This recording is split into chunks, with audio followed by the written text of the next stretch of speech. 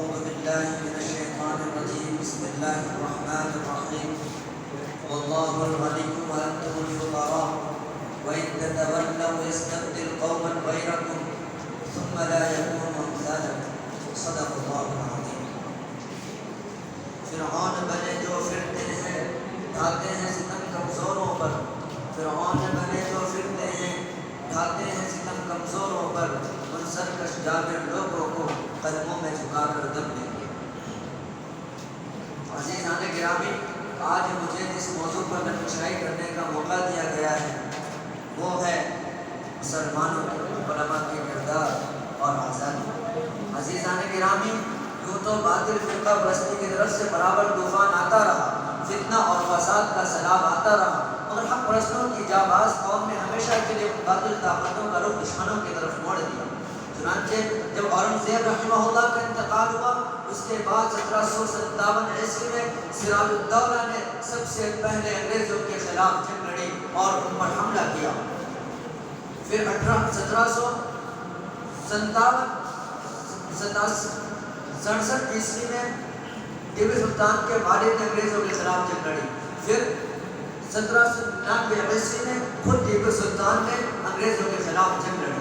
یہی وہ ٹیپو سلطان ہیں جن کے انتقال کے وقت جب انگریزوں کو پورے طور پر مکمل پتہ لگ گیا کہ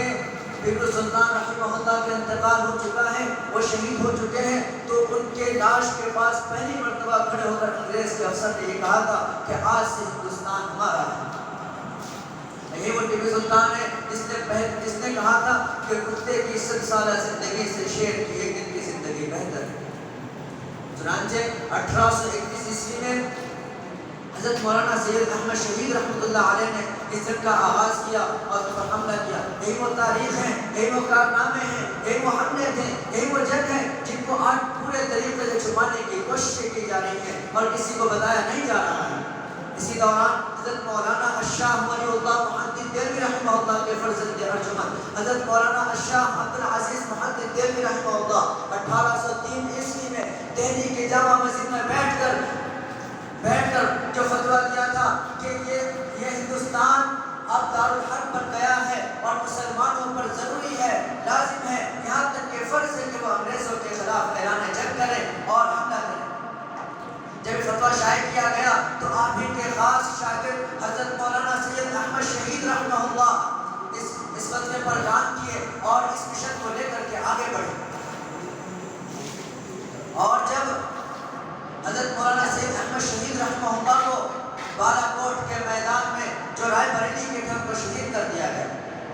اور ان کی جو تحریک تھی لوگوں کو اور عوام کو جوڑنے کی اور علماء کو ایک پلیٹ فارم پہ لانے کی، یہ وہ تحریک تھی جس نے ہندوستان کو فتح کرنے اور آزادی دلانے کا فیصلہ کیا. چنانچہ 1857 عیسوی میں مظفر پور کے میدان میں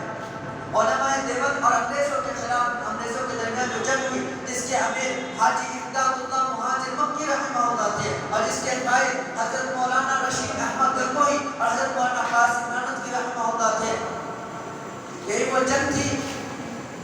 جس کے بارے میں کتابوں میں آتا ہے کہ دہلی سے لے کر جو کلکتہ تک کی سڑک جاتی ہے اس سڑک کے آزما جتنی درخت تھی اس درخت میں سے کوئی درخت ایسی بات نہیں تھی جس میں کسی عالم دین کی گردن نہ ٹکر گئی. علماء دیوبند کو توپوں کے تہانے باندھ کر ان کے چتڑے اڑائے گئے، ان پر مشقتیں ڈالی گئی، ان کو جلایا گیا. چنانچہ ان کے شاگردوں نے اس جنگ کو آگے بڑھاتے گئے اور 1912 عیسوی میں ایک ریشمی رومال نامی تحریک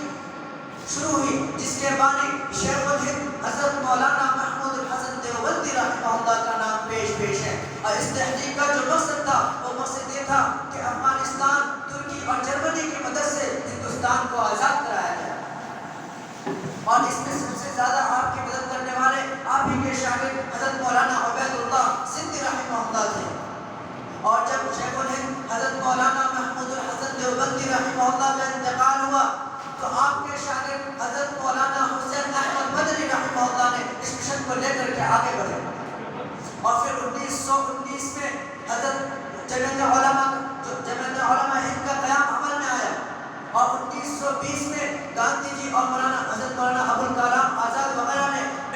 تجویز پیش کی کہ جو انگریزوں کے پروڈکٹ ہمارے ملک ہندوستان میں استعمال ہو رہے ہیں اس کا مکمل طور پر بائیکاٹ کیا جائے۔ چنانچہ اس کا پورا مکمل اور پورا اثر انگریزوں کے خلاف ظاہر ہوا، اور 1920 سے لے کر 1947 تک ملک ہندوستان میں دنگے کرائے گئے، فسادات کرائے گئے، کہیں پولیس کی فائرنگ ہو رہی ہے، کہیں لوگوں نے کتنی علم برہا مسلمانوں کے خلاف بلند کی، اور 1947 میں انگریز اس ملک ہندوستان کو چھوڑ کر جانے پر مجبور ہو گئے، اور بالآخر 1947 عیسوی میں ہمارا ملک ہندوستان انگریزوں کے شکنجے سے آزاد ہو گیا اور ہم کو آزادی مل گئی۔ لیکن آج عالمی پیمانے پر مسلمانوں کے خلاف سازشیں چل رہی ہیں، اسلام کے خلاف تحریکیں چل رہی ہیں، ہر ملک میں مسلمانوں کو ظلم و ستم کا نشانہ بنایا جا رہا ہے۔ یہ ٹکراؤ ہمیشہ ہوتا رہے گا، کیونکہ یہ حق و باطل کا معرکہ ہے، نور و ظلمت کا معرکہ ہے، توحید و شرک کا معرکہ ہے، جو تا قیامت جاری رہے گا۔ جو تاہم آج اس قوم کے یادگار دن، جبکہ ہندوستان کے مختلف حصوں میں اور مختلف خطوں میں، اداروں میں، تنظیموں میں، اسکولوں میں اور کالجوں میں اور اسکولوں مدرسوں میں غیر معمولی دھوم دھام سے جو آزادی کا 77واں سالہ جشن منایا جا رہا ہے، آزاد ہندوستان اور غلام ہندوستان کی داستان سنائی جا رہی ہے اور کہانی سنائی جا رہی ہے، ایسے وقت میں ہمیں بھی ہمارے اسلاف کی قربانی یاد آ جاتی ہے تو ہمارے ہاتھ خود بخود دعائیں مغفرت کے لیے اٹھ جاتے ہیں۔ اور دوسری طرف جو مسلمانوں پر ہندوستان میں ظلم ستم کے غدال چل رہی ہے، جب وہ اس کا تذکرہ یاد آتا ہے تو آنکھوں سے خون کے آنسو نکل پڑتے ہیں اور دل سے ایک ایسی آہ نکلتی ہے کہ اگر اس کا ہمارے اکابر و علماء کو تصور بھی ہوتا تو وہ آزادی کے لیے نہ لڑتے اور آزاد ہندوستان کو آزاد نہ کراتے۔ اگر ان کو پتا ہوتا کہ ہندوستان کے مسلمان آزادی کے مقابلے میں انگریزوں ہی کی غلامی کو پسند کریں گے تو وہ اس ہندوستان کے لیے شمشیر برہنہ کو لے کر میدان جہاد میں نہ اترتے، اور اس ملک کے لیے شمشیر برہنہ لے کر نہ نکلتے۔ دوستو، جن مسلمانوں نے تحریک آزادی میں اپنے لہو سے مادر وطن کی پیاس بجھائی ہے اور پھانسی کے پھندوں سے اپنے پھانسی کے پھندوں میں پر آزادی کا نعرہ بلند کیا ہے، جن مسلمانوں نے ہندوستان میں اتحاد و اتفاق کا چمن لگایا ہے اور ہندو مسلم کے یکتا کا چراغ روشن کیا ہے، آج انہیں غدار کہا جا رہا ہے، دیش کا دشمن بنایا جا رہا ہے۔ ارے انہیں کیا معلوم کہ ہندوستان کی آزادی کے لیے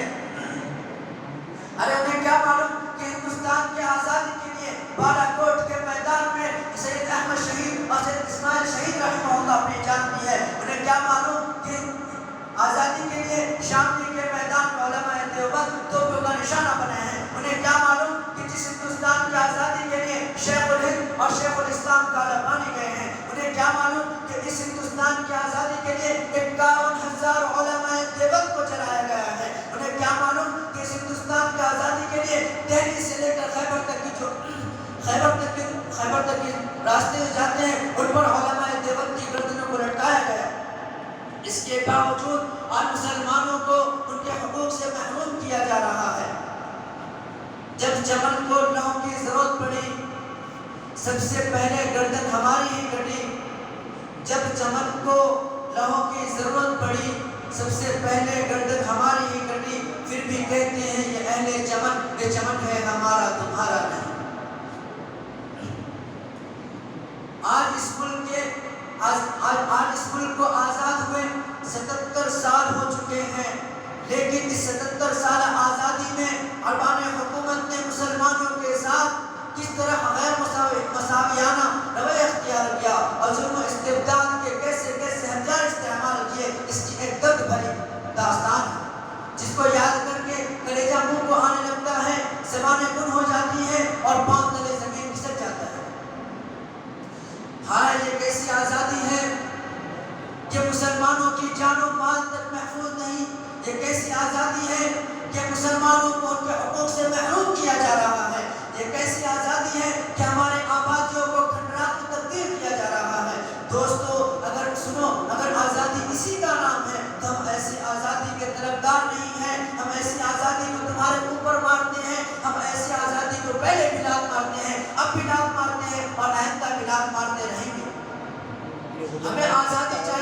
تو ہمیں قرآن کی آزادی چاہیے، ہمیں آزادی چاہیے تو ہمیں اسلام کی آزادی چاہیے، ہمیں آزادی چاہیے تو ہماری شریعت کی آزادی چاہیے، ہمیں ہماری جان و مال کی حفاظت چاہیے۔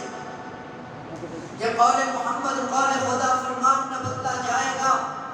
یہ قول خدا قول محمد قول خدا فرمان نہ بدلا جائے گا، بدلے گا زمانہ لاکھ گنا لاکھ مگر قرآن نہ بدلا جائے گا۔ دوستو اگر ہندوستان کے لوگوں نے اس ہندوستان کی تاریخ کو قلم کی روشنی سے لکھا ہے تو ہم وہ ہیں جنہوں نے ہندوستان کی تاریخ کو اپنے خون سے لکھا ہے، اور ہمارے ہندوستان میں مسلمانوں کو ان کے حقوق سے پورے طریقے سے ان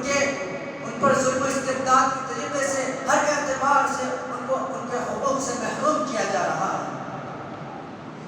تجھے مبارک ہو حکمرانی، اب مخالفت بھی ہم نہ کریں گے، تجھے مبارک ہو حکمرانی، مخالفت بھی ہم نہ کریں گے اگر شریعت پر